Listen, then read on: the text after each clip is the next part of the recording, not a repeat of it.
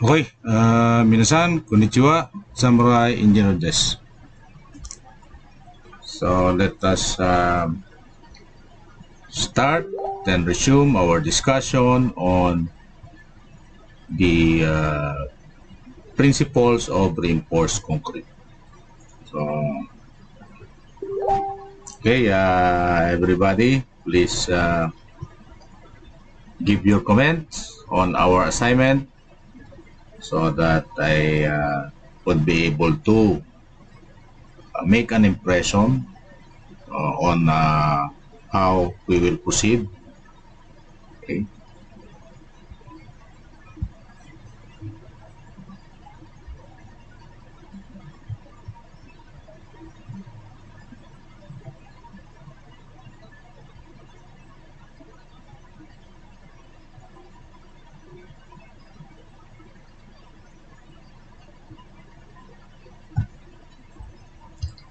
So also please confirm if our sound is clear.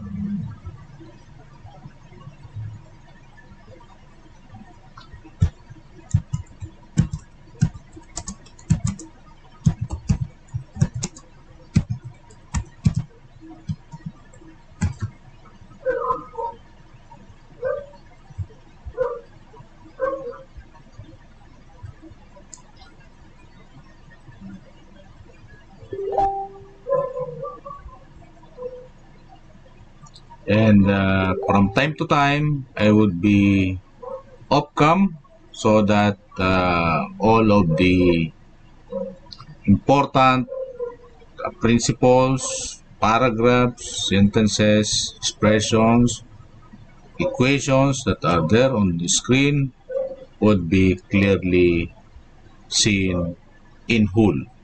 So I can control it like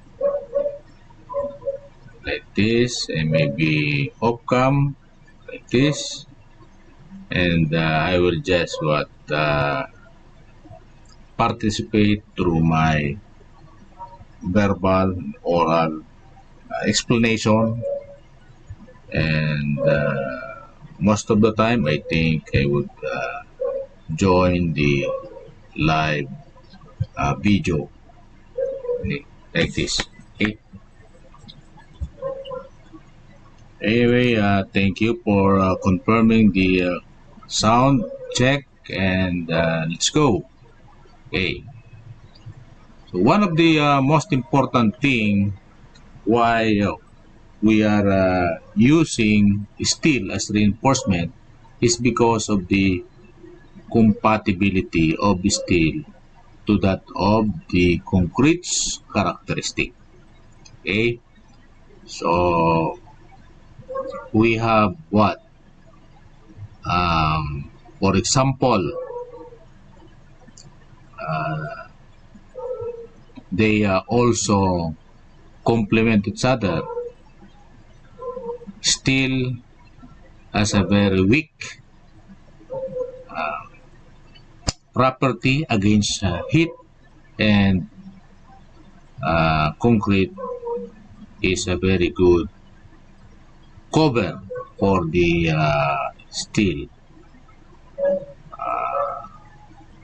enclosing steel so that the steel would be prevented from too much heat. For example, there are fire, so a small fire up to, for example, medium level fire still possible because of concrete protection of steel against fire, okay, against high temperature. Okay. At the same time, also the steel has the property to be very susceptible to rusting, corrosion, and the concrete components, the concrete cover would prevent it from further deterioration because it covers all of the steel from reacting to oxygen to produce rust. Okay? So that's the way wherein concrete is a very good combination in combination with steel. And another thing, third one, is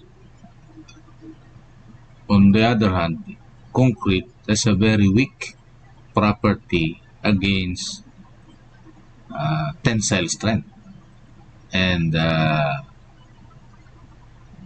steel would give its best on that regard because steel has a very, very good characteristic even on the tension side.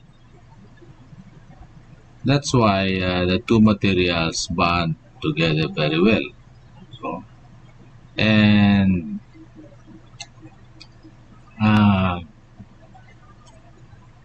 the ribs of the steel reinforcement or the rebars is also an added feature of the rebars in order to avoid the slippage between the material.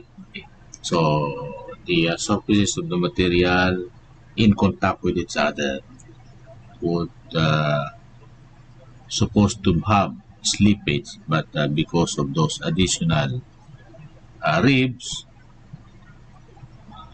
so just imagine if there's no rib, just plain steel, so the possibility of slippage would be very high, okay? And therefore we can not analyze the component as a single one, but we have to analyze them, for example, as a layer or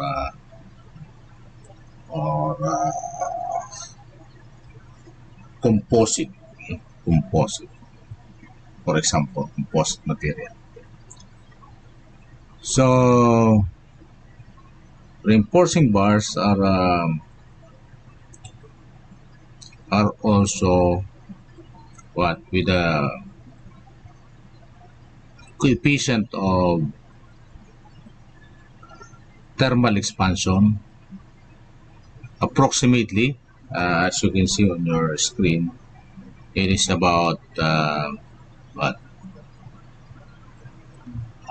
0.00000. So how many zeros? 1, 2, 3, 4, 5. Is that correct? 5 zeros. So 1, 2, 3, 4, 5. 5 zeros, then 6, 5 per unit length per degree Fahrenheit. So I am not too much aware of this because we are using SI units. That's why I am not very familiar with this number. However, for concrete, the coefficient of thermal expansion is between 4 to 7. Okay, between 4 to 7 or 40 to 70. Okay, so this is 4 million. 4 million. Okay, is 4 million to 7 million. Okay, while the steel again is 6.5 million. So 6.5 million is between 4 to 7 million. So therefore, it's very close. In fact, the average of concrete thermal expansion is 5.5 million. Okay, so that is per length per Fahrenheit. So there is a SI unit for this. Please search for it So that is the one we are actually using in our country. Okay. So before our secretary would screenshot our presence, please comment how many problems did you able to solve out of the 20 assignment problem solving practice. Okay. And let's continue.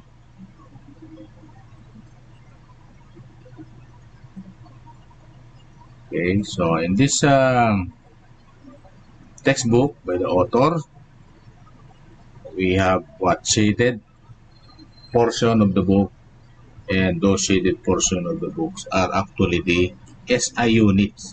Okay, SI unit explanation, SI unit equivalent, SI unit equivalent of equations, and problem solving on SI units. Okay, so while with the same author on steel design, the shaded regions are for what? For ASD. So now, don't be confused. So we are on the course reinforced concrete. So shaded ones are for those principles, objective quantities, practice problem under SI units. Again, we have to review. There are about 5 different types of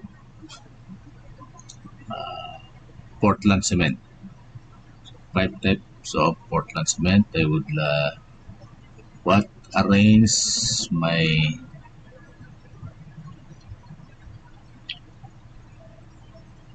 okay. I would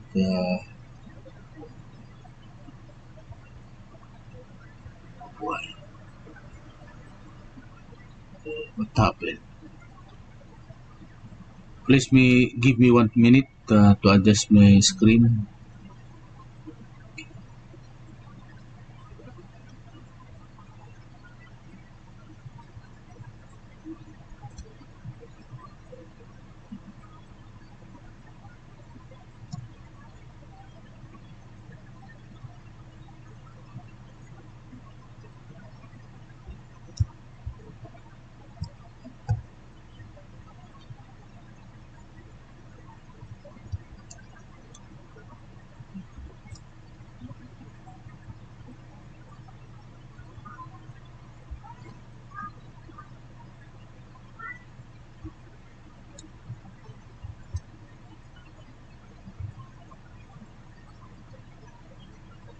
Sorry about this. I'm adjusting my screen.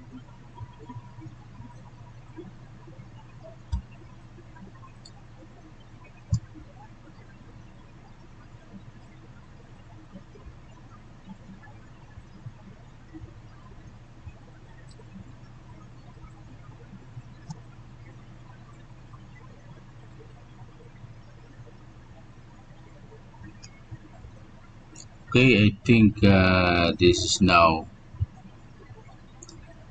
okay. We are okay now.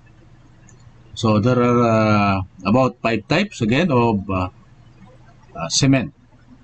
So as a review, let us take a look on the different types of cement.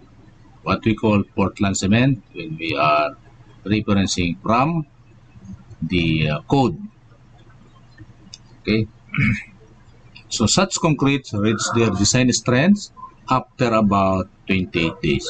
So it will continue to go up in terms or increase its design strength even after 28 days. It will become more and more stronger. Okay. However, with respect to the design code, the standard is 28 days. Okay.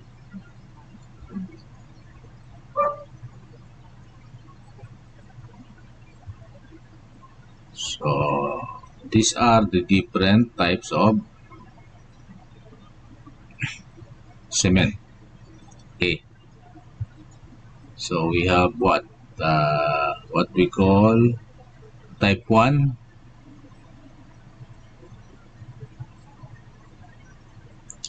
So type 1 is the type of cement that is what we call all-purpose, used for general construction work. What is the difference between type 2? Type 2 is a modified cement that has a lower heat of hydration than does type 1 cement, and that can withstand some exposure to sulfate attack. Sulfate is the enemy of cement. Okay? Sulfate, impurities, those are the enemies of cement. That's why we have to actually use clean water. We have to use clean water because dirty water would present impurities and thereby creating negative impact on the property of cement. What about type 3? It is a high early strength cement that will produce in the first 24 hours a concrete with a strength about twice that of type 1 cement. So it could reach the strength faster. So this is high early strength cement. Early strength. So it is an early strength cement and it is high. It is fast, meaning to say the cement does have much higher heat of hydration. So as the cement, if you can observe, or if you did not observe it yet, if you add water to cement and touch the mixture of water and cement, you will feel the heat. You will feel the temperature increase. Okay, it is noticeable if you touch the cement with water, because during the time the cement will giving off the heat of hydration. Okay. What about type 4? It is a low heat cement that produces a concrete which generates heat very slowly. It is used for large concrete structure, for example, slab, flooring, roads. Okay, so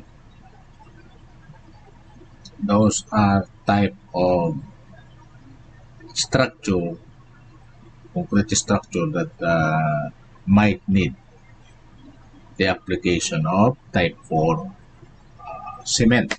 Okay. What about type 5?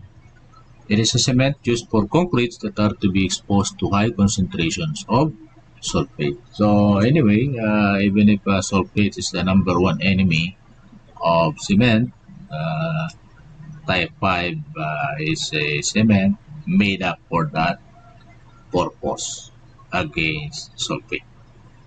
Okay. So there are also admixture that could be added to the concrete during or before mixing.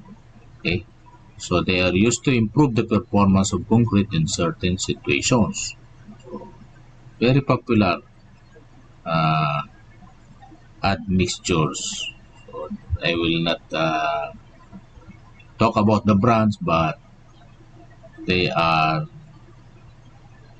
designed and would functions as property modifying chemical elements. Okay, for example, there are types of admixture that what we call air entraining admixture. Air entraining. Okay, so the air entraining agent cause the mixing water to foam. with the result that billions of closely spaced air bubbles are incorporated into the concrete. When concrete freezes, water moves into the air bubbles and relieving pressure in the concrete. So when the concrete thaws, the water can move out of the bubbles with the result that there is less cracking than if air entrainment had not been used. Okay, so this is not particularly useful in our country because the word freezes and thaw, meaning it is what? Tau is another word or synonymous to what? Melting. So, freeze meaning the water will become solid or the water solidifies. So, it will become what? Ice or snow. Okay, so the snow are present on those countries, and after some time,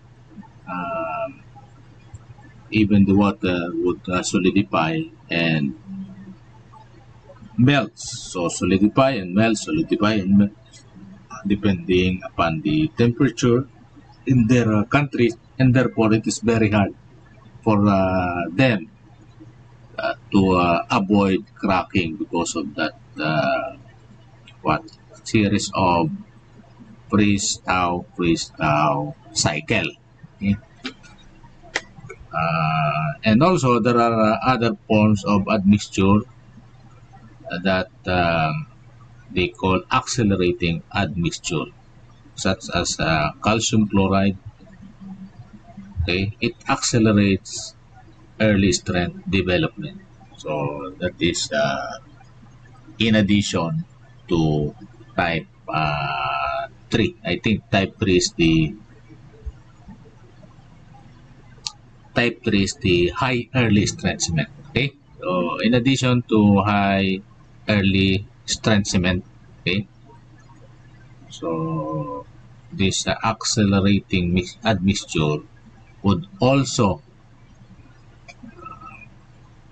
make the concrete mixture gain strength as early as possible. Okay. And also there are admixture that they call retarding admixture, and it is used to slow the setting of concrete and to retard temperature increases. So they consist of several acids or sugars or sugar derivatives. Some concrete truck drivers keep sacks of sugar on hand to throw into the concrete in case they get caught in traffic jams or are otherwise delayed. Okay? So retarding admixture are particularly useful for large pours where significant temperature increases may occur. So, again, this is useful in our pouring of concrete to create slab, roads, highways, and so on. Okay. There are also type of admixture that we call super plasticizers. So super plasticizers are made from organic sulfonates. Their use enables engineers to reduce water content in concrete substantially while at the same time increasing their slump. Okay, slump. Okay.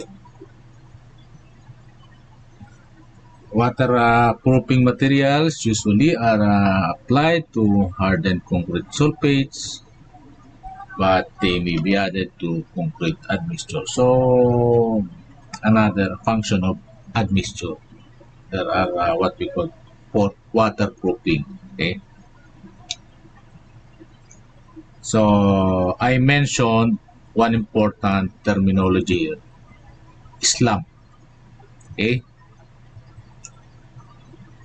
What do we mean by slump? Slump is, okay, so I mentioned slump. What is the slump? Slump is the here. As you can see here, there is a slump here. Okay, so a slump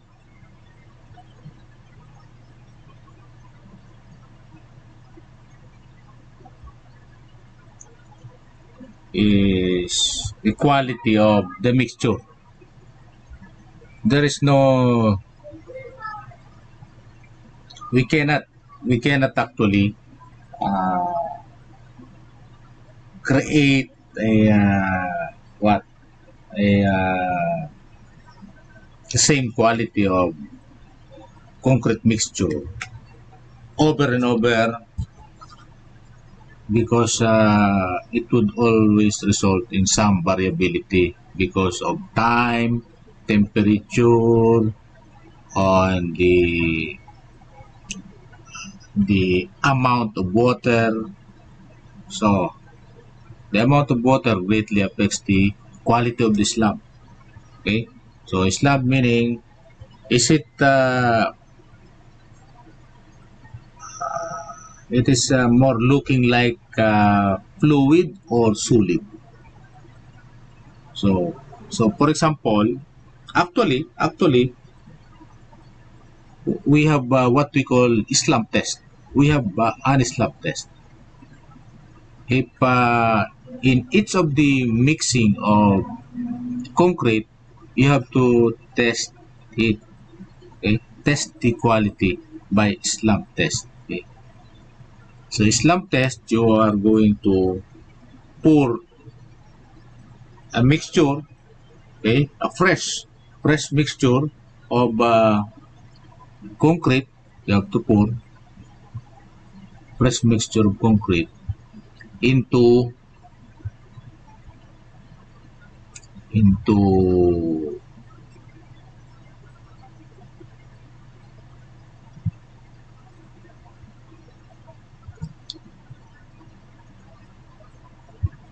okay, into a conical shape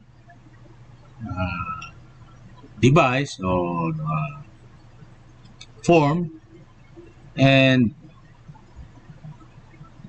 afterwards you have to take off the form and leaving the wet mixture of concrete there, and there is a specific height of the conical form. Okay, there's a specific height, for example 12 inches or 300 mm. Okay, 12 inches height. Okay, after you take off the cone form, okay, leaving the wet concrete on its own, so it will not retain its conical shape. It will not retain its conical shape because it is wet, and what will remain is depending upon the amount of water. So that is the test for the quality of the concrete mixture. So the quality of concrete mixture must be within 4 inches. What do you mean by 4 inches? So 12 inches is the original height of the cone. So you have to measure how much the wet concrete subsides. So the subside wet concrete must be up to 4 inches only, or within 4 inches. So 1 inch is okay, 2 inches is okay, 3 inches, up to 4 inches. If the wet concrete subside or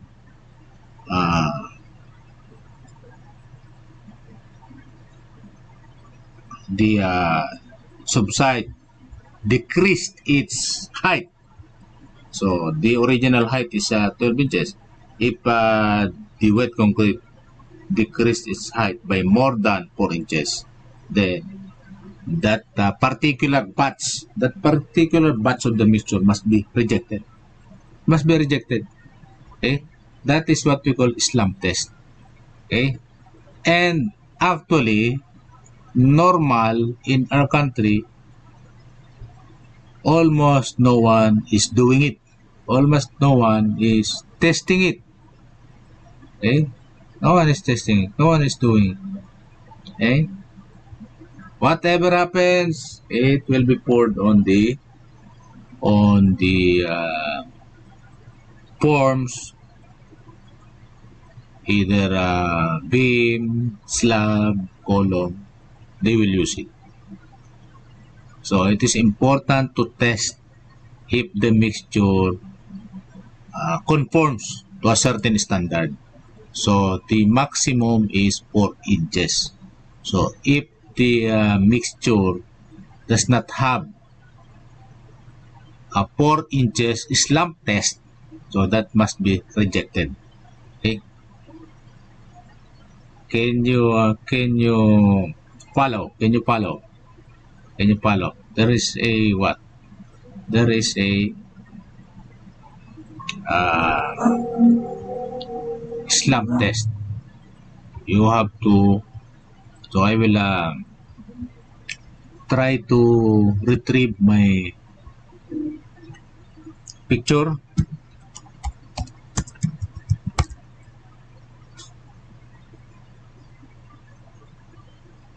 Let's try to retrieve a picture of the slump test.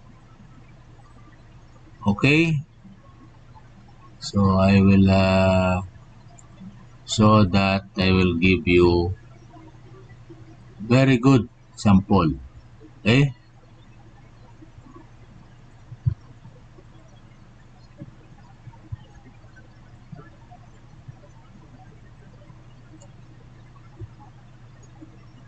Okay, so I will show you a picture of the slump test.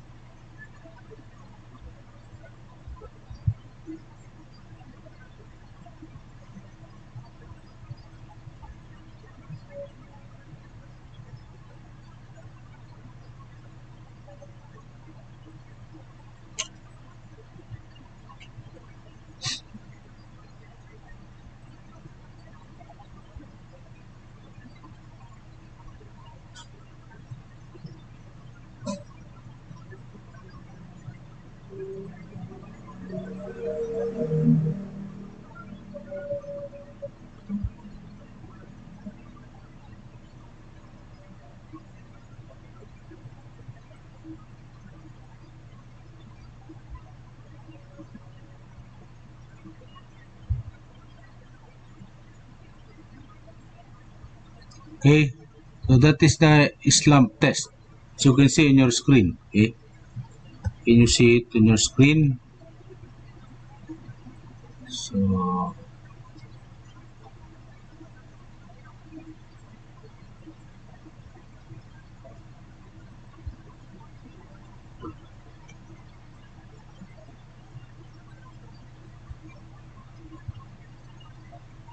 that is what we mean by slump test.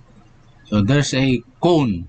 This is about with a fixed height, and after you take out the form, the device, this one, the metal form, of course, what will remain is the slump of, that is what we call slump. The slump of, that is what will remain, the slump of wet concrete, okay, wet mixture. And what happened? You have to what? You have to measure it. So 4 inches is okay, but more than 4 inches is actually bad. Okay, so you need to reject. Okay, so that is what do we mean by slump test. So there are countries that are very much aware of this, and they are applying this, testing it, observing it every time. But in our country, sad to say, we are not observing this. So there is a quality test for a mixture of concrete. It is not random. It is not as if no quality, just mixing. Everybody could mix a concrete, but not everybody could be able to create a quality of concrete that would pass even a slump test. Okay? So there is a skill necessary for this to happen. Okay? Because if there is no quality, even an elementary, would be able to do this without experience, doing it for the first time. Okay? So that's why the quality of our work in this country is not so good. Okay? So we are not observing proper construction procedure. Okay? Okay, let's go back.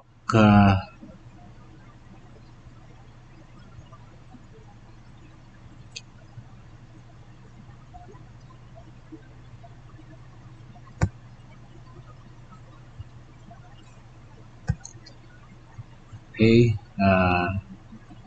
that is what we call slump test. Okay.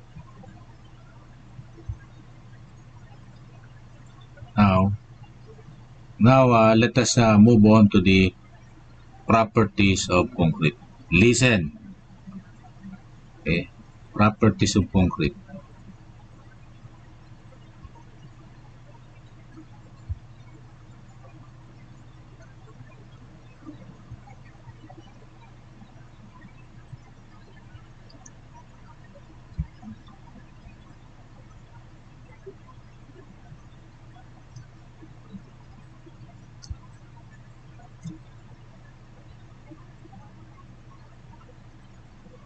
Okay, so properties of concrete. We have thorough knowledge of properties of concrete. Okay, so compressive strength is the most important one, and because we already know that concrete is a very weak tensile strength. So compressive strength, it is what? Represented by FC prime. Take note again and again, compressive strength, FC prime. And this is the definition. It is the testing at 28 day. Okay, 28 day. What will you test? 6-inch diameter by 12-inch concrete cylinder. So you will make a cylindrical test specimen. Okay, and after 28 days, you will test it, and the value, the magnitude of compressive strength is your FC prime. Okay, so sometimes smaller cylinder is also possible. 4-inch diameter by 8-inch cylinder is also possible. But the standard is 6-inch and 12-inch cylinders. Okay. For the 28-day period, the cylinders are usually kept underwater or in a room with constant temperature and 100% humidity. I already told you about this, so it is a review.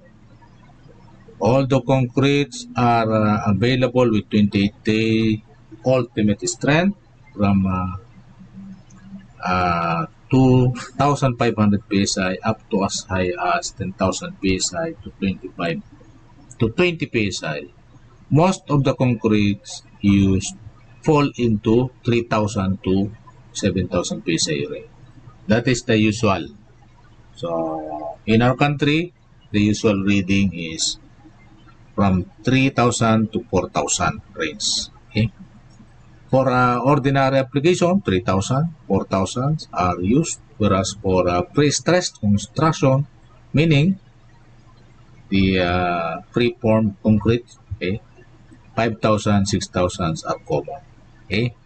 So that is what we mean by FC prime. Okay? The values obtained for the compressive strengths of concrete as determined by testing are to be considered about degree dependent on the size and shape of the test units. Okay? So in some other countries, the test specimens are cube. Okay? So it's not cylindrical. They are sometimes using cube. Okay? 200 mm cube, meaning on all sides, 200 mm by 200 mm by 200 mm. Okay? So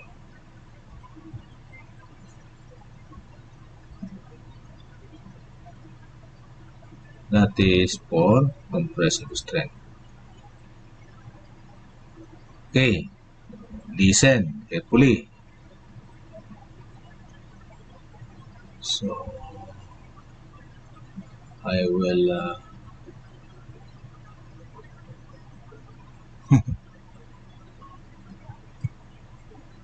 make several comments are made throughout the text regarding the relative economy of using different strength concretes for different applications such as those for beams, columns, footings, and pre-stressed members. To ensure the compressive strength of concrete in a structure is at least as strong as the specified value FC prime. The design of the concrete mix must target the higher value FCR prime. Okay, FCR prime. Okay, so FCR prime is a little bit higher than the uh, design or compressive strength FC prime. Okay, so FC prime is the testing result. Okay, okay. For concrete production facilities that have sufficient field strength test records not older than 24 months to enable them to calculate satisfactory standard deviations. Okay? So, a set of required average compressive strength, okay? So, average rather than each individual testing. So, of course, you need at least 3 test results to be able to have an average, okay? 3 result of testing. So, then average, okay? So, more testing results is better so that you can have what? A better average computed out of those test specimens. Okay, so that would become the basis of your FC prime or FCR prime. Okay, for facilities that do not have sufficient records to calculate satisfactory, okay, they even have what 24 months records, meaning 1 year recorded testing of what compressive strength. Okay, but if you do not have and you do not have the capability to have that record of 1 year, okay, okay, so what you need to do is provide at increases in required average design compressive strength of 100 psi for specified concrete of less than 3,000 psi and appreciably higher increases for higher FC prime concrete. Okay?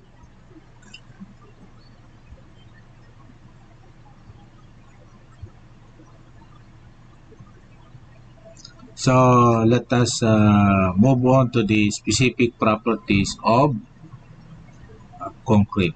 Okay, here. So stress strain curves of figure. So we have the stress strain curves of concrete. So I will show you the figure. Okay, this is the figure of typical concrete stress strain curve with short-term loading. Okay, so strain. So take note, be familiar with the strain. Strain is dimensionless, or inches per inches or per mm. Okay, so this is 0.1%, this is 0.2%. Next is what? 0.3% and then 0.4%. You will notice the maximum stress is on 0.2.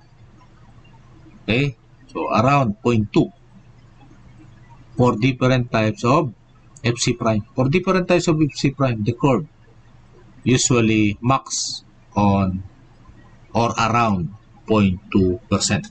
Okay, this is 0.2%.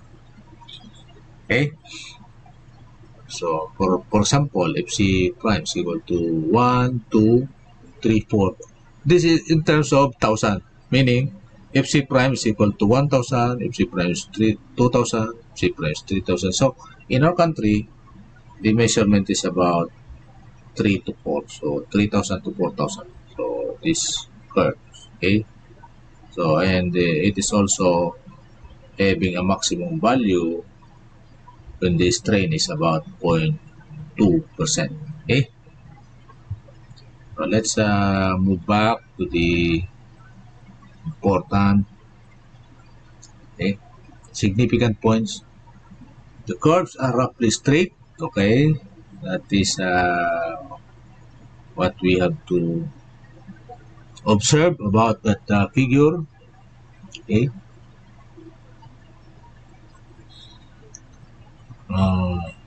Beyond this range, the behavior of concrete is nonlinear.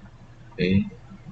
So, particular importance the fact that regardless of strengths, all the concretes reach their ultimate strength at about 0.002 or 0.2%. Okay. Remember that, recall all that, because we will use those information. Concrete does not have definite yield strength. Rather, the curves run smoothly on to the point of rupture at the strains of from 0.003 to 0.004. Take note of that. That is the range wherein the rupture happens. Okay, so you notice between this point 0.003 and 0.004, these ruptures happen. Okay, so also take note of that.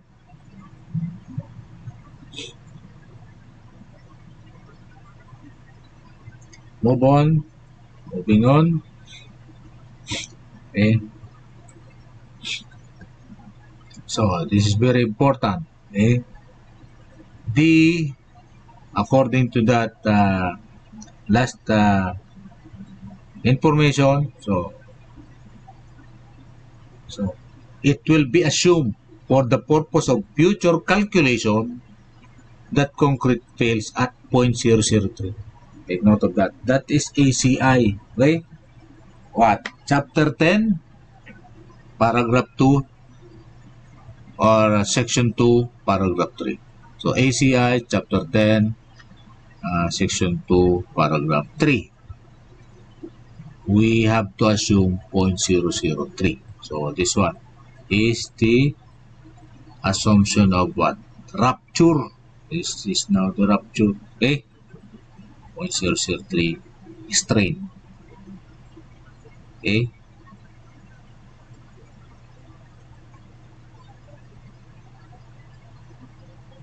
And you should note that this value, which is conservative for normal strength concretes, what do we mean by normal strength concrete? Okay? normal strength concrete, okay, we will define that later, may not be conservative for higher strength concrete. So, higher strength concrete are those more than 8,000 psi. Okay, that is higher. So, therefore, the normal strength concrete is what? 1,002. Is that 7? 7. So, 1,000 to 6,000. Okay, so 1,000 to 6,000. Okay, that is about the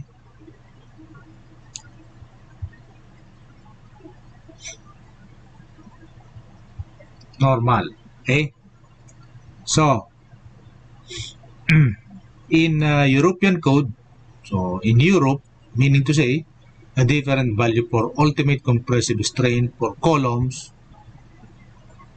because that is 0.002, than for beams and eccentrically loaded columns, that is 0.0035. So in their code in Europe, they are using different things for columns and for beams. But in ACI, we are using what?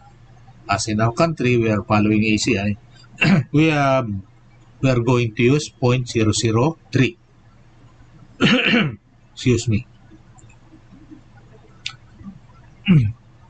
Okay. So let's take the next topic. And very important again to recall this information. Okay, very important for us to recall this. Okay, static modulus of elasticity. Concrete has no clear-cut modulus of elasticity because of its characteristic. Its value varies with different concrete strengths, concrete age, type of loading. Okay. Okay. Furthermore, there are several different definitions of the modulus. Okay. The three. Okay. The initial modulus is the slope of the stress-strain diagram. So, again, that is the first thing that we know about the modulus. But here, we are defining a term that is what we call initial modulus. So, the initial modulus is the slope of the stress-strain diagram at the origin of the curve. Remember this important thing. Okay. Letter B, the tangent modulus, another definition. So, the tangent modulus is the slope of a tangent to the curve at some point along the curve. For instance, at 50%. Okay, what is the tangent modulus at 50%? What is the tangent modulus at other percent? And so on. Okay. So, that is what we mean by tangent modulus. Okay? Because we cannot find a straight line in the stress-strain curve. That's why we are what? Defining 4 different types of modulus of elasticity. Okay? And letter C, the slope of a line drawn from the origin to a point on the curve somewhere between 25% and 50%.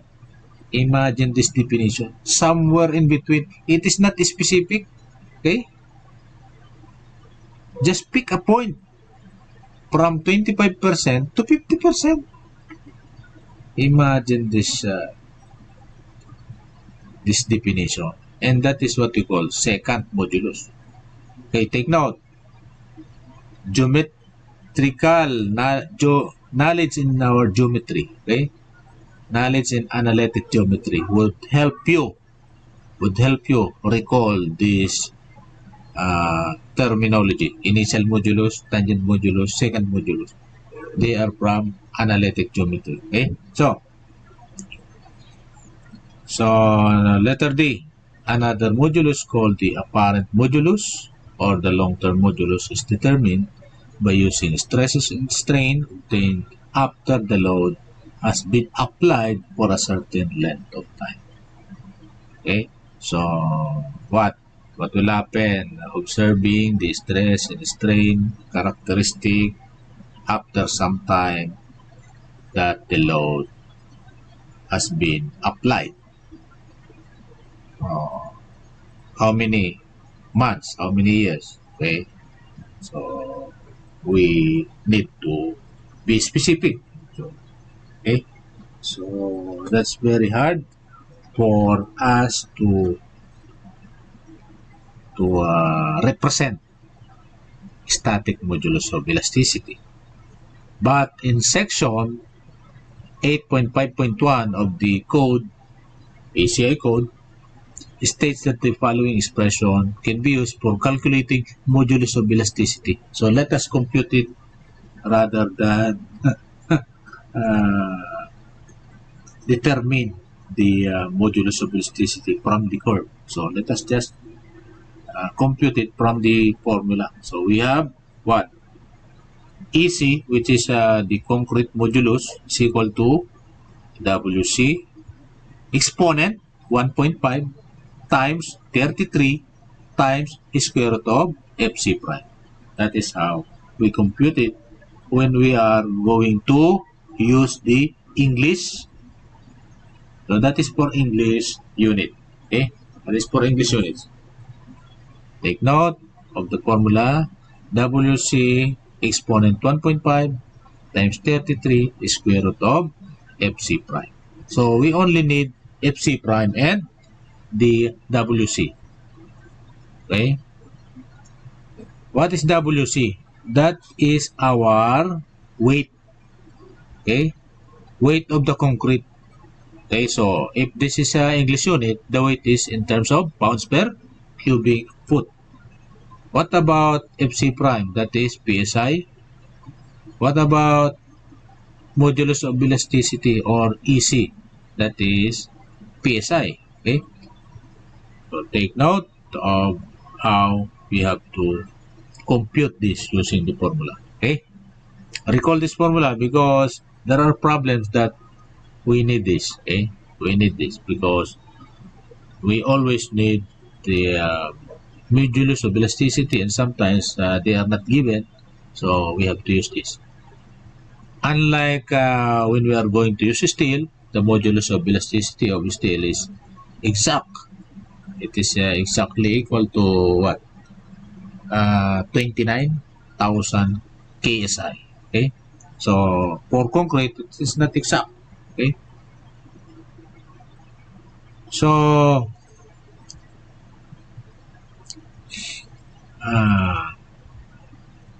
this is actually a second modulus with a line cos slope equals the modulus, drawn from the origin to the point of the stress strain curve corresponding approximately to what? 0.45 FC prime. So the definition of second is actually 25% to 50%, but now it is 45%. Okay, so it uses the 45% because 45% is still between 25 and 50%. That would occur under estimated dead and live loads the structure must support. Okay.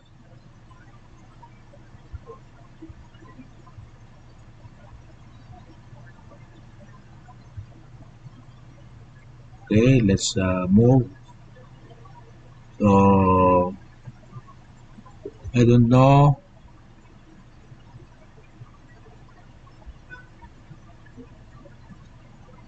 Okay, so this is what I'm telling you. The formula EC is equal to WC exponent 1.5 and times 33 times square root of FC prime.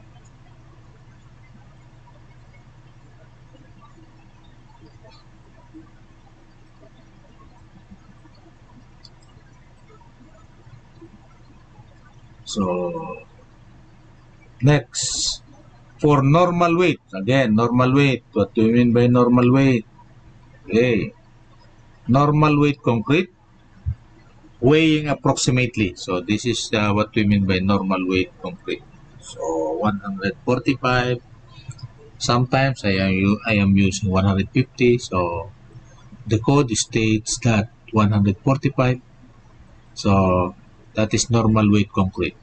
If you are using normal weight concrete or concrete weighing, meaning the weight is 145 pounds per cubic foot, you can use this simpler. This is a much simpler formula, which is equal to 57,000 times the square root of FC prime. So we can confirm this in our calculator because we just have to what? To input 145. Okay. So 145 must be in what unit? What is the unit of 145? Weight. The weight must be in cubic pounds per cubic foot. So 145 is the correct unit. Input in your calculator, use your calculator, then raise to the exponent what? 1.5. Press enter, then multiply by 33. So the if you do that, the answer would be 5,700. Rather, the answer would be 5,238.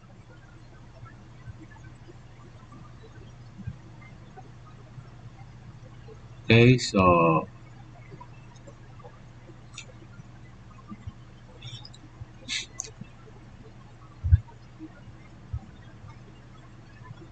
let us repeat because there's something wrong.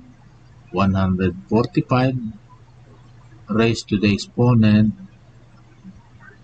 1.5, then multiply by 33. So that is what? 57,619.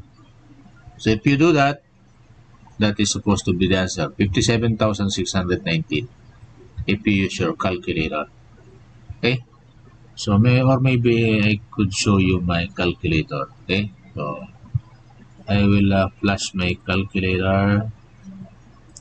Let me show you. Calculator. Casio.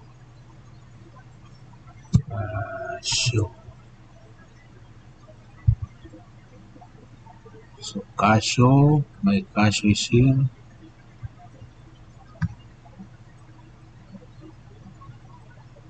Okay. So as you can see, there is now my calculator. So I will make it bigger. Okay, so as you can see, my computation.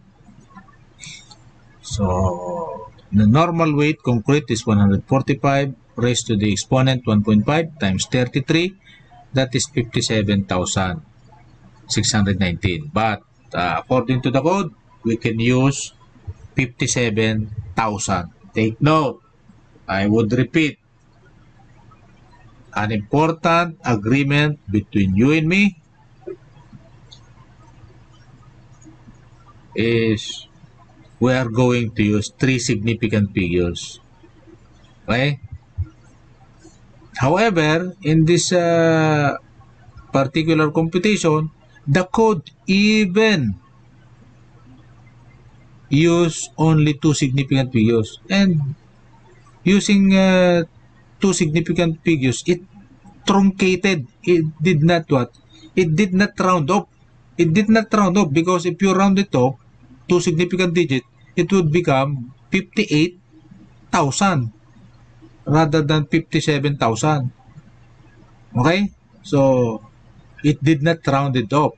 It truncated.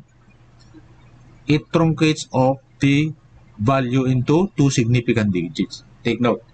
That's why it is not important for us to be precise in our computation. Okay? No need for added accuracy and precision in computation. Take note. Okay? I just showed you reasons that we have to use three significant figures in our final answer. Maybe in steel design we are using four significant figure or even five because we are designing steel, but in reinforced concrete, because we are using concrete, okay, which we cannot precisely, accurately estimate the characteristics, the variability of material, concrete itself. Okay, so we are using three significant figures. Okay,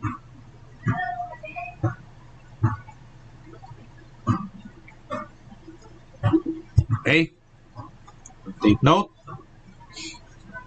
of this concept. So let us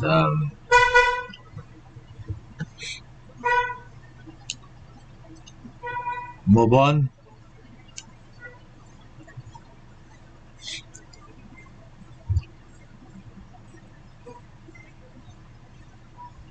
Okay, so the same formula, if we are going to use SI unit, so in your screen, you are now having the equivalent SI unit on the on the shaded text. Okay, so the formula must be, so you have to memorize one or the other. So this is one that I memorized. So WC raised to the exponent 1.5 times 0.043 square root of FC prime. So in WC varies from 1,500 to 2,500 kilograms per cubic meter. So WC is kilograms per cubic meter. That means this is what? This is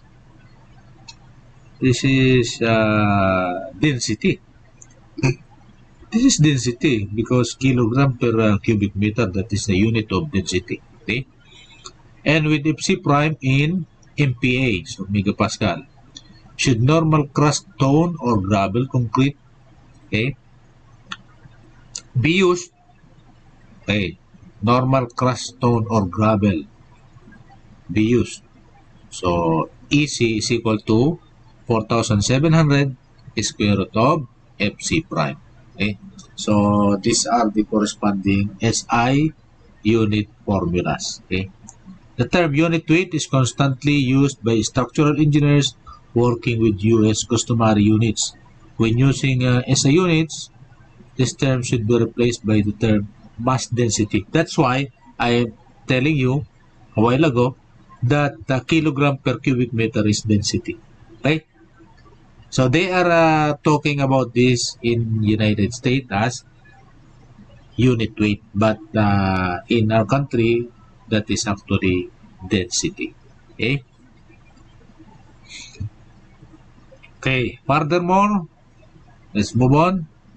Concretes with strengths above 6,000 psi are referred to as high strength concretes. Okay, above 6,000. So the normal is 1,000 to 6,000, and above that are called high strength concretes, particularly those who are more than 8,000. Okay.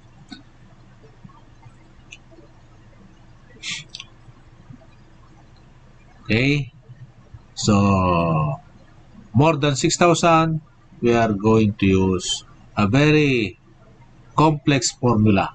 So I did not actually memorize this one. So we can take note of this, be aware of this. Okay, let's be aware of this. This is a formula developed based on studies at Cornell University. Cornell University meaning they have research made by their students and was able to uh, discover this formula. Okay, so your research, your study are very important. You can develop formula, particularly in concrete, because there are so much to be done. Okay, because the concrete properties is so variable, variability of so many factors, so we can develop formulas that would express and mathematical form that would be used easily and uh, could enable us to analyze analytically this process rather than what more on numerical. So actually we are using numerical methods. So this is now a very good practical example of numerical methods. This is not an exact science. This is a numerical method, which is also a scientific method, but it is not exact. Okay?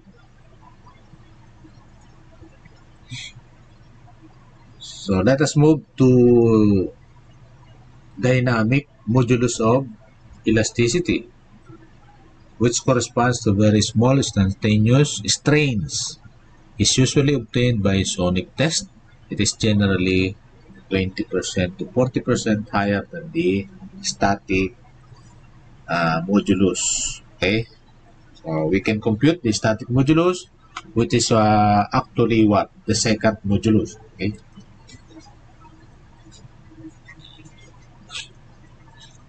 Okay, and is approximately equal to the initial modulus. Right, what do we mean by again initial modulus? This is the slope coming out from the origin to the that is the first slope of the curve, okay, of the stress strain curve. When structures are being analyzed for seismic or impact loads, the use of dynamic modulus seems appropriate. So that is the function of this. Okay. So right now we are not doing the seismic analysis. Okay. What do you mean by seismic analysis? We want to analyze and design a system, a component, an element against earthquake load. That is what we mean by seismic, okay, analysis. Okay, so remember that. So whenever we are going to do the seismic analysis, we have to use what? Dynamic modulus of elasticity, which is not the second modulus of elasticity, but is what we call the initial modulus of elasticity. Okay, and again this is about what, 20% to 40% higher than the static modulus. Okay, so next is Poisson's ratio. Poisson's ratio as a concrete cylinder is subjected to compressive loads. It not only shortens in length but also expands laterally.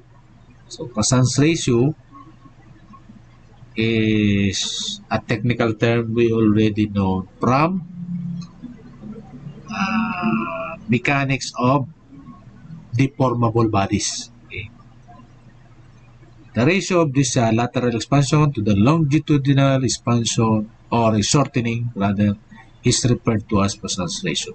Okay. Its value varies from 0.11 for the higher strength concrete to as high as 0.21 for the weaker grade concrete. So normal grade, weak grade, and higher. Okay. So at least we have what the different grades of concrete. Okay. Weaker grade, normal, and higher strength grade. So the average is about what? 0.16. So if you average 0.11 to 0.21, so that is what, 32. So 32 divided 2, that is 0.16. Okay, so there does not seem to be any direct relationship between the value of the ratio and the values of items such as the water cement ratio, amount of curing, aggregate size, and so on. So I don't know if we will come across with a topic on, so shrinkage is a problem, creep is a problem, so shrink, okay, so shrinkage because of water reaction due to hydration, so creep also is a very important problem, okay.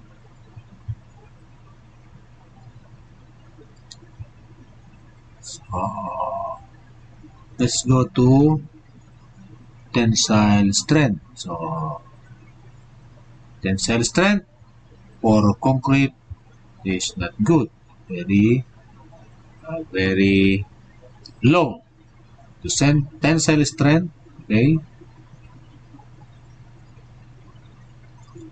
of concrete varies from about 8% to 15%. Take note of this, memorize this. Tensile strength is only 8 to 15% of its compressive strength. Okay? A major reason for this small strength is the fact that concrete is filled with fine cracks. Okay? The cracks have little effect when the concrete is subjected to compression. Okay? Because the load causes the crack to close and permit compression transfer. Obviously, this is not the case for tensile load. Okay? Okay, take note of that, 8% to 15%. Although tensile strength is normally neglected, it is nevertheless important property. Okay? Okay?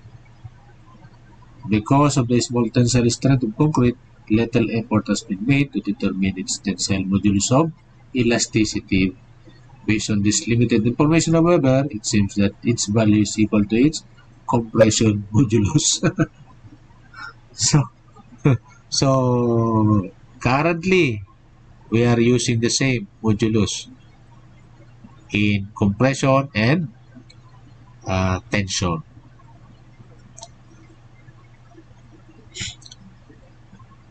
Okay. So once tensile cracking has occurred, concrete has no more tensile strength. So we already used that information, that concept we already know. So tensile strength of concrete doesn't vary in direct proportion to its ultimate compression strength. So ultimate compression strength again is represented by FC prime. It does, however, vary approximately in proportion to the square root. Okay. Square root of FC prime.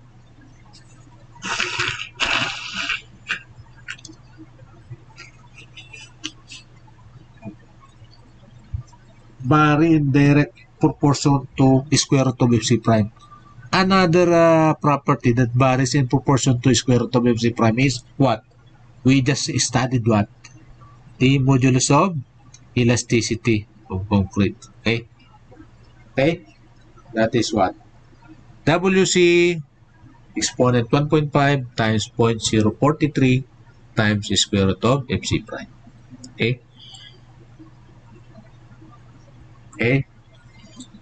So that's how we have to compute it. So for the last time, we have to go back to that SI unit. Okay, there is it. Okay, so if you are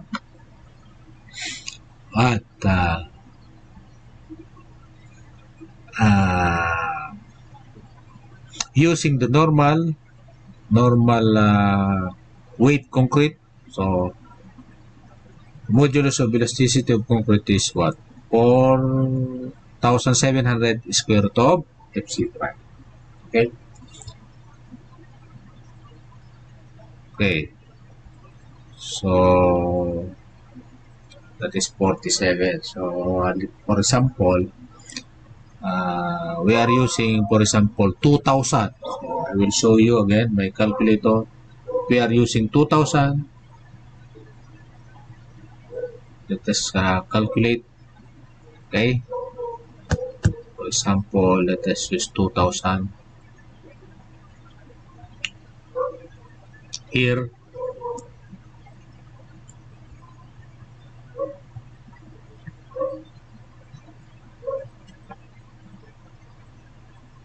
and that is what?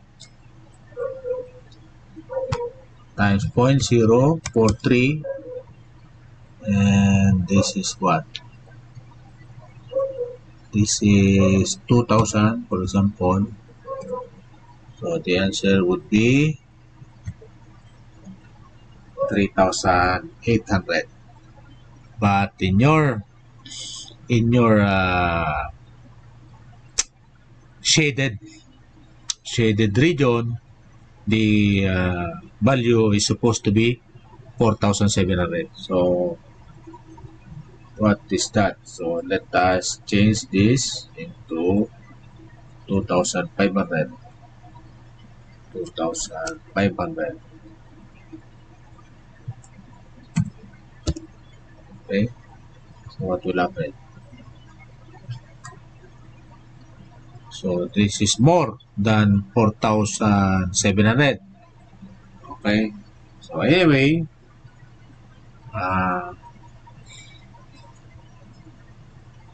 I think this is about 2,300. Let's do it. So this is 2,300 because the answer is 4,700. Okay. So 4,700 is square root of FC prime. Okay. So I was able to show you those values that are being used by ACI. So ACI uses 2,300. Okay, let's go back to our discussion.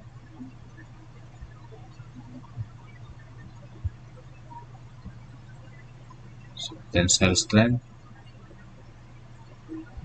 Okay, so continuing the tensile strength discussion. So,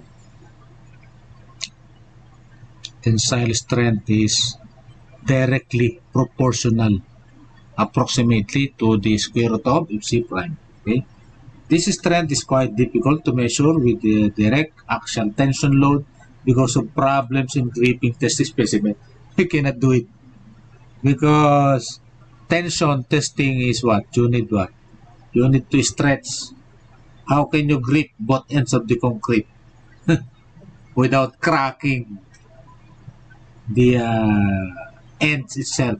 Okay, so unlike when we are using metal, we can stretch it out and the crack would be on the middle portion rather on the end, on the edge of the material. Okay, but when you are going to use what concrete test specimen, it is almost impossible to do.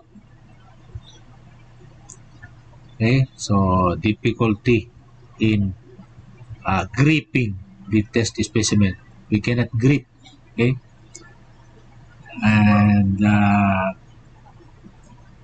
and also because of difficulties in aligning the loads. As a result of these problems, two indirect tests have been developed to measure concrete tensile strength. What are the methods? These are the Modulus of Rapture and the split cylinder test. So there are two types of tests that are being done in order to approximate tensile strength. The tensile strength of concrete in flexure is quite important when considering beam cracks and deflection. That's why we are always computing the cracking moment, okay? The rupture modulus, okay? Must be there, no? So, okay. The modulus of rupture, which is defined as a flexural tensile strength of concrete. Modulus of rupture, FR, that is FR, modulus of rupture, okay, is usually measured by loading 6 inch by 6 inch by 30 inch plain rectangular beam, okay. Take note, 6 inch by 6 inch, then 30 inch long, okay. 6 by 6 by 30. So 30 is less than 3? Is that 3 feet? That is actually 2.5 feet. So 30 inch is 2.5 feet. So the cross-sectional area is 6 inch by 6 inch. So that is about this then 2.5. So that is the test specimen, rectangular beam, okay, with simple support, placed 24 inch on center. So meaning to say 3 inches and 3 inches, then make the support supporting the 30 inch beam, okay, to failure with the equal concentrated load at its 1/3 point, okay. So there are 2 concentrated loads on 1/3 points, okay. The load is increased until failure occurs by cracking on the tensile face of the beam, okay. The modulus of rupture, FR, is then determined from the flexure formula.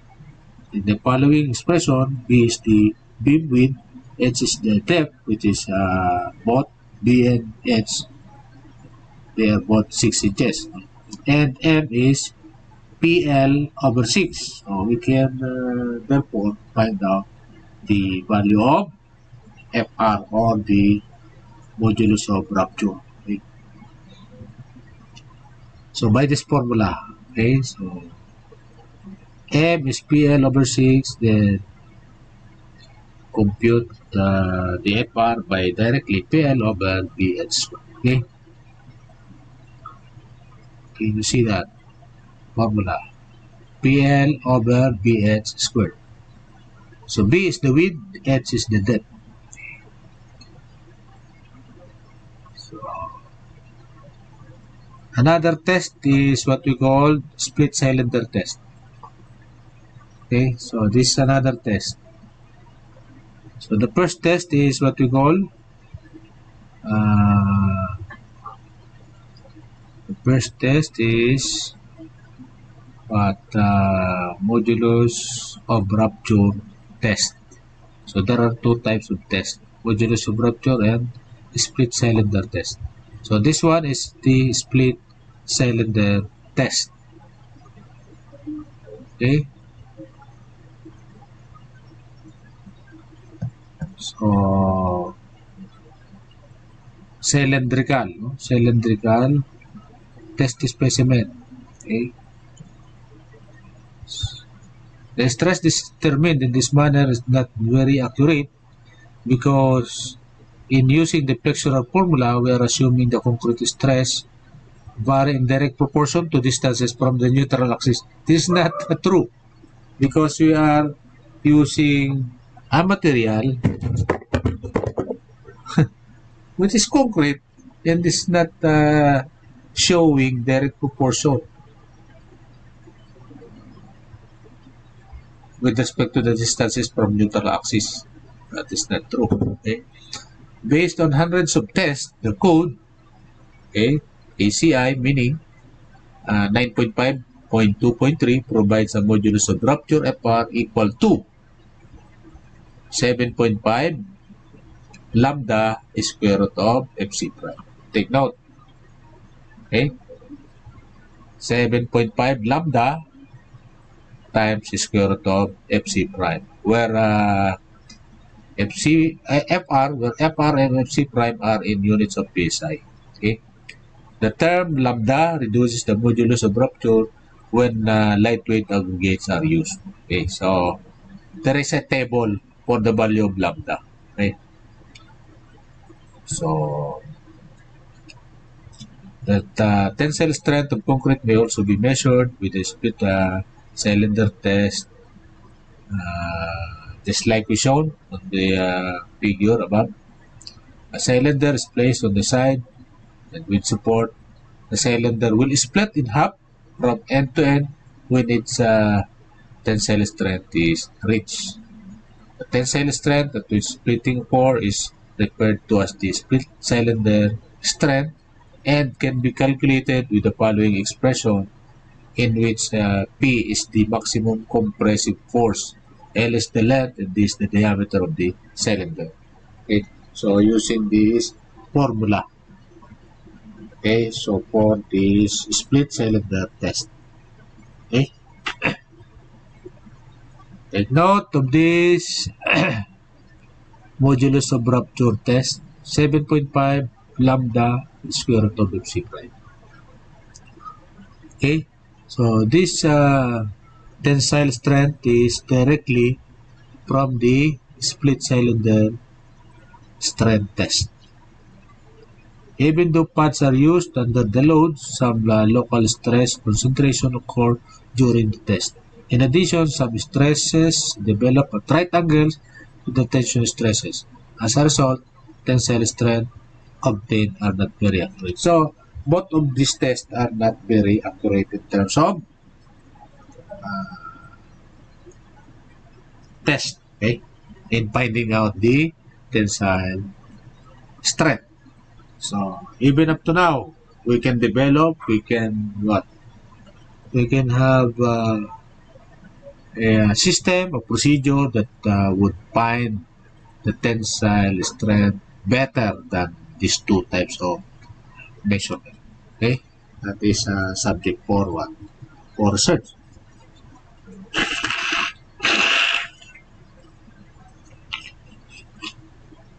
Okay, so sorry about that.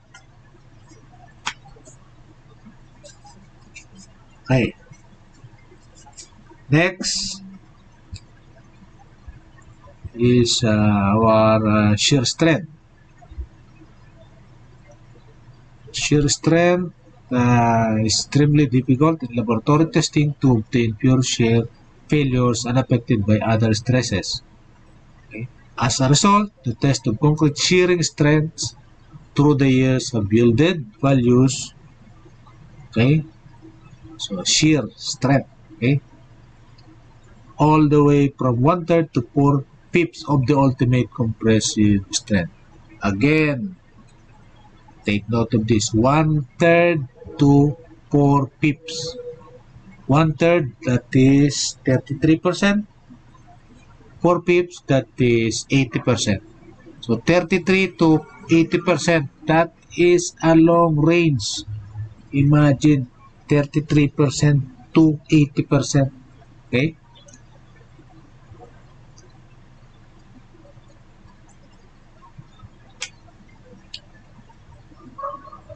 So it's very hard to design the shear. It's very hard to design the flexural because of this very inaccurate level of measurement, okay, that we currently have. So even the current level of technology, we cannot do it. This is the current technology we are talking about. Okay, so other engineering fields, they have very precise and accurate measurement. Okay? Particularly electrical, electronics, computer, even mechanical, they have very accurate, okay, systems. For example, doing the engine for mechanical engineering, okay? Engine. The precision of doing the engine, the accuracy is so high. However, when you are talking about civil engineering, we cannot talk about precision and accuracy because of this thing. Okay? So, that's why we even have what? Minimize our computation into 3 significant figures. Okay? However, you should be encouraged because you have what? Plenty of opportunities for studying and making a name for yourself. For example, what? Discovering a procedure, discovering what? A mathematical analysis, or discovering a mathematical model. Use your knowledge on numerical method to develop a mathematical model that would increase the accuracy and precision. Okay? Increasing the accuracy and precision of, for example, 5% is welcome. Okay? It's a welcome development. For example, the current precision is what? 33% to 80%. So if you increase the precision from 33% to make it become 40%, it's a good. It's an encouraging development. 40% to 80% is better than 33 to 80. Okay? So, you should have a plenty of opportunity ahead of you. Okay? To study and make a name for yourself. In civil engineering rather than in other types of engineering. Okay? So, let's talk about aggregates. This is very important, and please listen. So, what do we mean by aggregates? We mean sand and gravel. There are 2 general types of aggregates. We have fine aggregate, that is sand, mostly. There are other things, but mostly we are using sand. And coarse aggregate, okay, so here we have coarse aggregate, that means gravel and crushed stones. There are other things, but mostly those are the coarse aggregate. So, any aggregate that passes number 4, we already know what do we mean by this. So, in our geotechnical course, we have the sieving process of classifying soil. Okay? So, sieve number 4. What is the measurement of sieve number 4? 1/4 inch on center. Okay, so 1/4 inch. So 1/4 inch meaning 6.5. That is about 6.5. 6. Yes. That is about 6.6 or 6.5. Okay. Okay. So any aggregate that is smaller than 6.5 okay, is said to be fine aggregate. Okay. Take note of that definition. So 6 is 6.5 is a very so 6.5 is a very large. Okay. So why is that? That is 1/4 inch. So 1 inch is about what? 25.4, and then divide 4, that is 1/4, no? So that is actually 6.4. So 6.35 mm. So 6.4 mm is very still big when you are talking about sand. When you compare that to sand, 6 mm is very big. Okay? Sand is smaller than 1 mm. Okay? Sand is smaller than 1 mm. Okay? So 6 mm is what? Actually, we can say pebbles. Okay? So, pebbles. Okay? But it is classified as sand or fine aggregate. It is a fine aggregate when we are talking of concrete. Okay? Maximum size aggregates can be used in reinforced concrete specified in section 3.3.2 of ACI code. These limiting values are as follows. Take note of this. Memorize this. Okay? Okay. 1/5. Okay? Take note of this. You have to copy it or screenshot. Okay? Screenshot this one. Okay? There are 3 conditions written here. There are 3 conditions. Number 1. Okay? Maximum size aggregates. This is the maximum. 1/5 of the narrowest dimension between the sides of the forms. Okay, 1/5. 1/5 of the narrowest dimension between the sides of the forms. In our local dialect, sukatin mo daw yung distance ng forma na may pinakamakipot na sukat. Ano yung pinakamakipot na sukat? Sa construction site, between forma. In our local dialect, sukatin mo yun. And pag nasukat mo na daw, gawin mo, divide mo sa 5 kasi 1/5. So yung result nun, that is the maximum size of the coarse aggregate. That is your maximum size of gravel. Take note. What is the maximum size of sand? 6.4 or 6.35. What is the maximum size of gravel? 1/5 of the narrowest dimension between the sides of the forms, or 1/3 of the depth of the slab. Okay. What is the depth of the slab? Okay. Flooring. The flooring. If the flooring is 120 mm, so 1/3 of that, 120 divided by 3. Okay. 120 divided by 3 is what? 40 mm. Okay? So if the thickness of the slab is 120 divided by 3, that is 40 mm.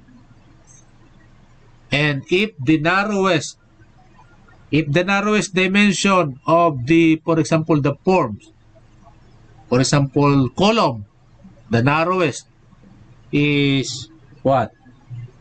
The narrowest is, for example, 300. So 300 divided by 5. How much is that? 300 mm divided by 5. That is 60. Okay? 60 mm. And that is the first condition, 60 mm. The second condition, 1/3 of the depth of slab. Slab is 120 divided by 3, 40. So 60 mm, 40 mm. The last condition, 3/4. What do you mean by 3/4? 75%. Okay? Of the minimum clear spacing between reinforcement. Right? For example, the spacing between reinforcement. Clear spacing of the reinforcement. Okay? 100. For example, 100 is the clear spacing between reinforcement. Okay? 100 mm. 75% of that is 75 mm. So, which one is our maximum size of the aggregate? 60, 40, 75. The answer is 40. Okay? Larger sizes may be used if the judgment of the engineer, the workability of the concrete, and its method of consolidation are such that the aggregate used will not cause the development of honeycomb or voids. What do you mean by honeycombs? That is a mistake in pouring concrete. That's why we need what? A vibration, vibrator, so that we can what? We can compact. Okay? So honeycomb is the trap air inside the wet concrete. So pouring the wet concrete inside the forms, there are trapped bubbles of air, and later on it will become honeycomb. Okay? So take note of this condition. Again, 1/5, 1/3, and 3/4 or 3/4. Okay?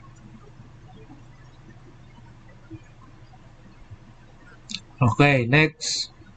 Concretes have 28 days strength equal to or greater than 2,500.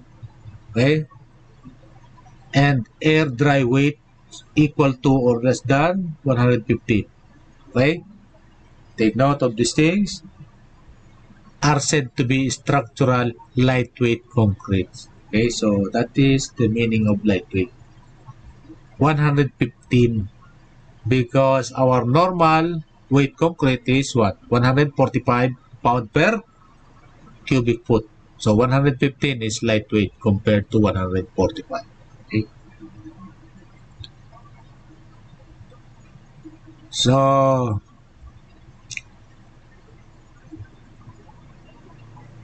when lightweight aggregates are used for both fine and coarse aggregate, the result is what we call all lightweight concrete.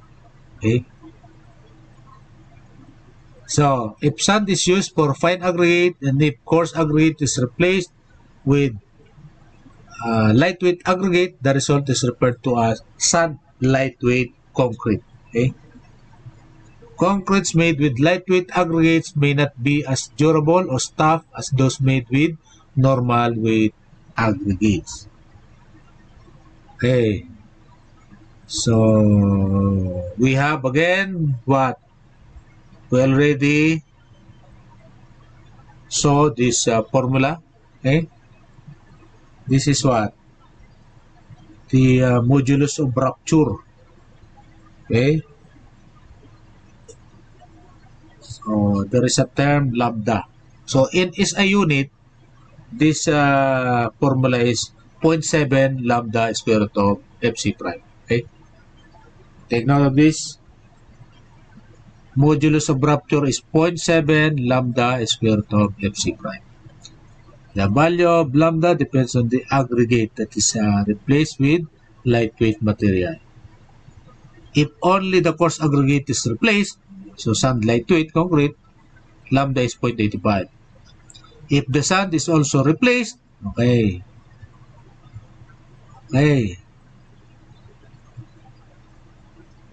So lambda is 0.75. Okay, so please take note of this. 0.85 here and here, 0.75. Linear interpolation is permitted between the values 0.85 and 1 as well as 0.75 to 0.85 when partial replacement with lightweight material is used. What do you mean by partial? Meaning it is not 100% replacement. Okay? So for example, gravel is replaced by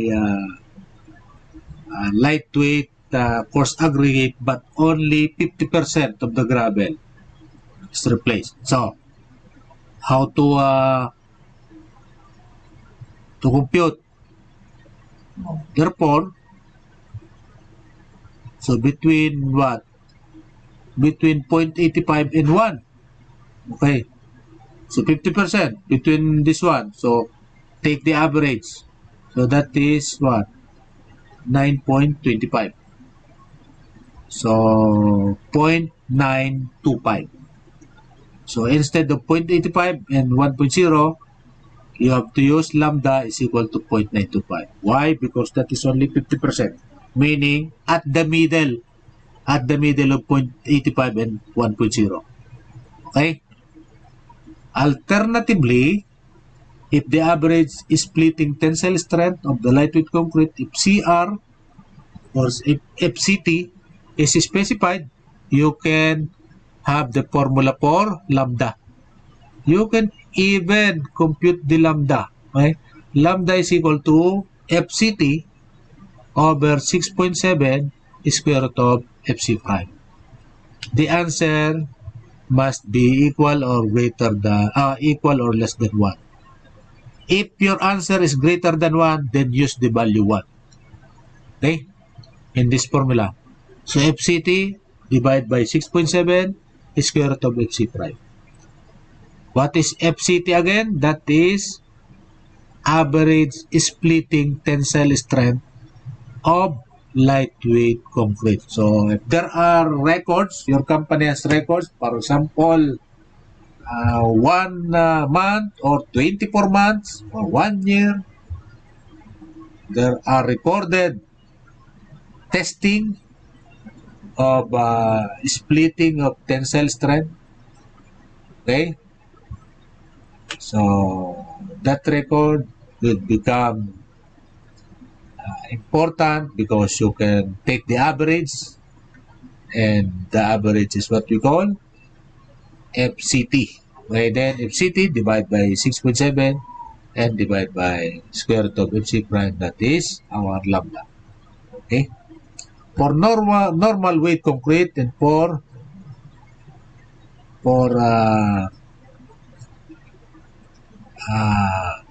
concrete having normal weight fine aggregates and a blend of lightweight and normal weight coarse aggregate, lambda is equal to 1.0. Use of lightweight aggregate concrete can affect beam deflection, shear strength, coefficient of friction, development length of reinforcing bars and hook bars, and also pre-stressed concrete design.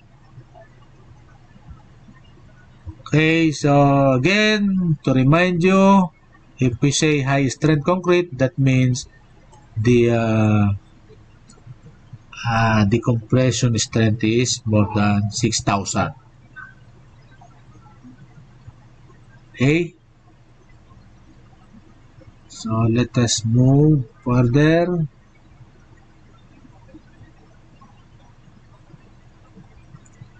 And concrete durability. Okay? Compressive strength of concrete may be dictated by exposure to freeze-thaw condition. So freeze-thaw meaning solidifying and melting of water. So in countries with winter season. So that's not useful in our country. They have de-icer or sulfates. Okay? So this seems to be not applicable in our country. Okay? However, we have another term here, water cementation. Water cementation. There is a specific relationship between water cement that makes the quality of this concrete mixture dependent upon this ratio. What happens? As the water cement ratio, take note, as the water cement ratio decreases, the mixture becomes stronger. The FC prime becomes larger. FC prime is increasing when water cement ratio is decreasing. That is what happened. Okay? So, meaning to say, it is better to have a mixture with less and less amount of water than a mixture of wet cement with plenty of water. Right? Mixture of concrete with plenty of water is not a good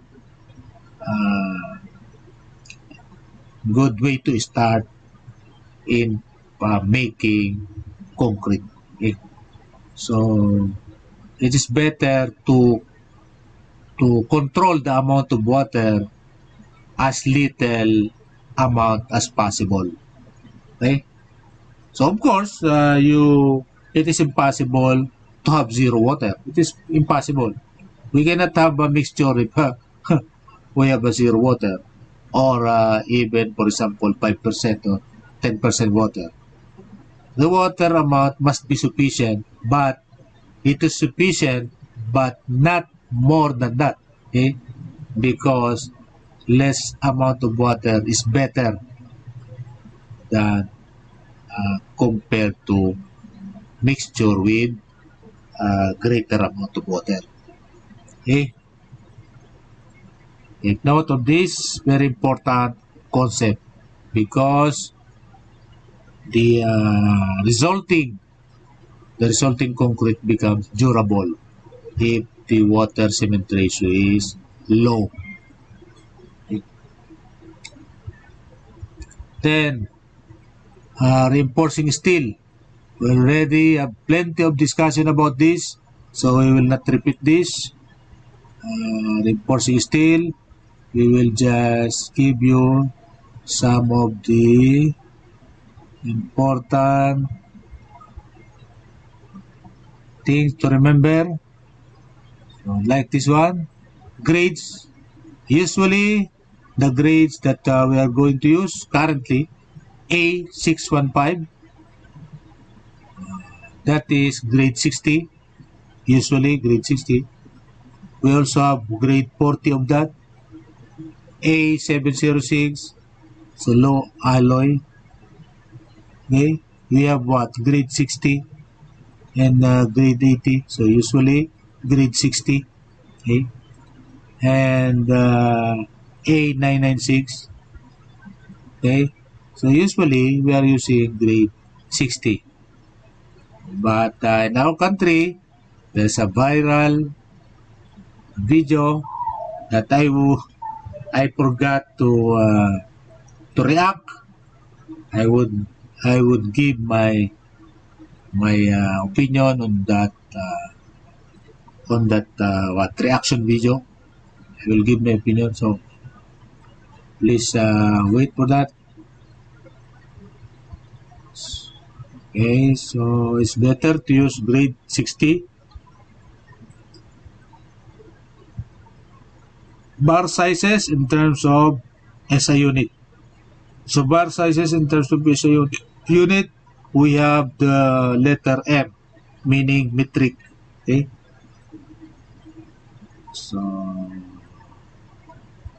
let's move on. So this is a table containing the bar sizes. So number 3 for the English unit is equal to or equivalent to number 10M. So this is supposed to be hard one, number 10M, if this is metric. But this is not actually metric. This is soft metric. What do we mean by soft metric? This is different from metric, because metric, we have to use 10M, 13M, 16M, 19M. But soft metric is different because this is directly converted from this value. So we just convert. So this diameter converted to 9.5, so it will become 10. 12.7 will become 13. 15.9 will become 16. 19.1 will become 19. 22.2 become 22. So that is direct conversion from the diameter. Take note. Okay? That is rounded up number. Okay? Rounding off number from the diameter. Okay? So next is the way we are marking our rebars. These are the way we mark our rebars, but in our country, I will get back to you about this because there is some issue in our country about this. Apparently, they stopped using this type of what coding system, okay, or identification marks. They stop it in our country because they are just using what? The painting on the edge of the rebars. They will paint yellow, orange, green on the edge of this rebar.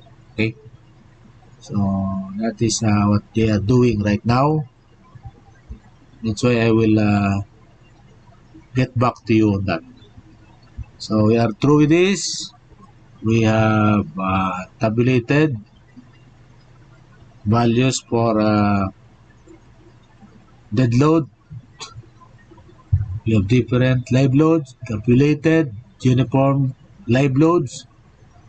We have also concentrated load, environment loads. Okay, so we will move on to the accuracy again and again. 3 significant figures is okay.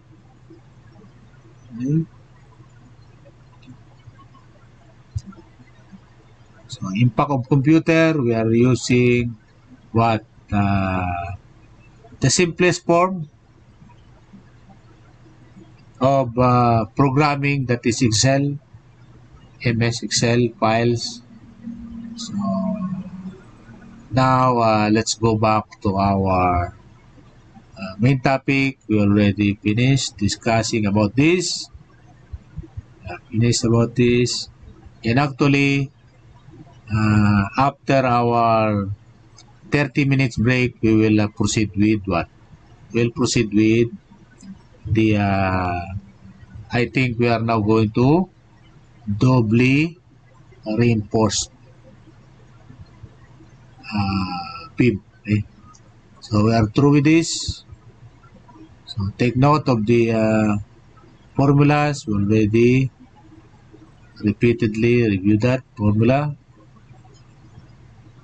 So about this type of problem solving, transform area method of problem solving.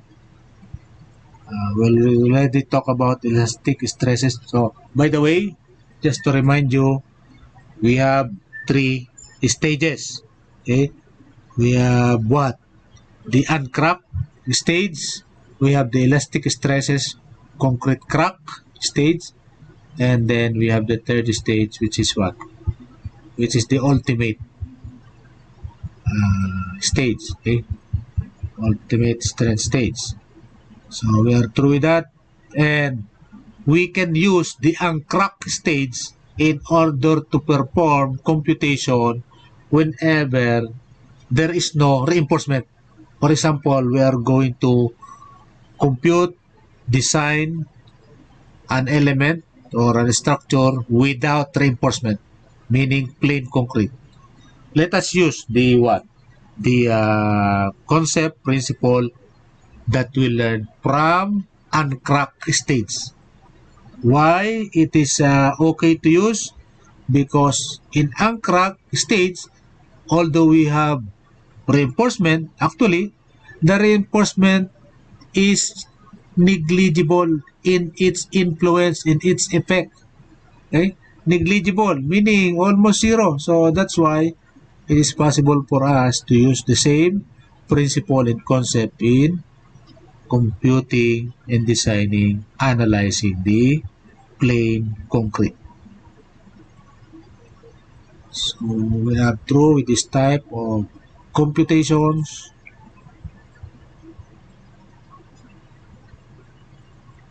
So we are through with this type of computation, locating the neutral axis, but I think we are now on the what? Doubly reinforced. So this is singly reinforced beam. So this is singly reinforced. So we have this doubly reinforced. So we will proceed with this after the break. So again, I would wait for your question, comments. So there's no question, no comments. Let us have a 30 minutes break and get back to discuss about doubly reinforced beam.